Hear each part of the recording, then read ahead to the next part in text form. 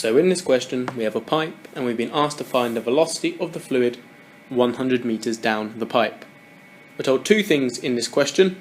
Firstly, that the distance or displacement S along the pipe is modelled by an equation, and that equation is S equals 0.25 t squared. Second thing we're told is that velocity is a derivative of displacement with respect to time. V equals ds by dt.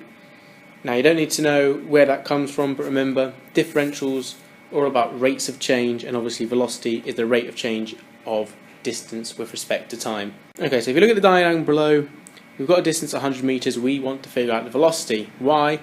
Well, because the engineer believes it might be too high. So how can we figure out velocity? Well, we've already been told how we can do it. We need to find the derivative. So if S equals 0.25 t squared, what does ds by dt equal? Well, you should remember your differentiation rules, but ds by dt will equal 2 times 0.25 t to the 2 minus 1. Now let's tidy that up a bit. That just equals 0.5 times t to the 1, which is 0.5 t. Now one more thing that we would want to write here is, what did we say ds by dt was? The very beginning of the question, well, we said ds by dt was equal to v, so therefore v also equals 0.5 t. Okay, good. So we now have an expression of how we can find the velocity, but we don't actually have the velocity yet. We need to find the time at 100 meters down the pipe, so we can put it into this function and find our velocity.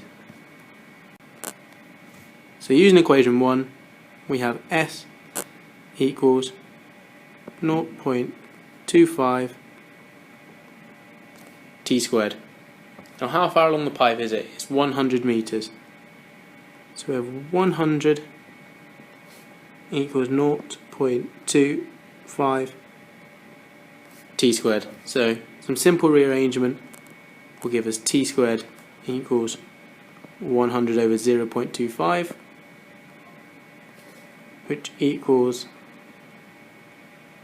400. Now when we square root that, we get t equals the root of 400, which equals 20. Notice how I haven't taken the negative root, because obviously you can never have a negative time, so the time must always be positive.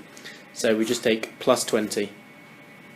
So we have the time now, so we know that when the fluid from going in to being 100 meters along the pipe, that takes 20 seconds. We also know, as we did in the first slide, we also know that V is equal to 0.5 t. So what's the velocity 100 meters down the pipe?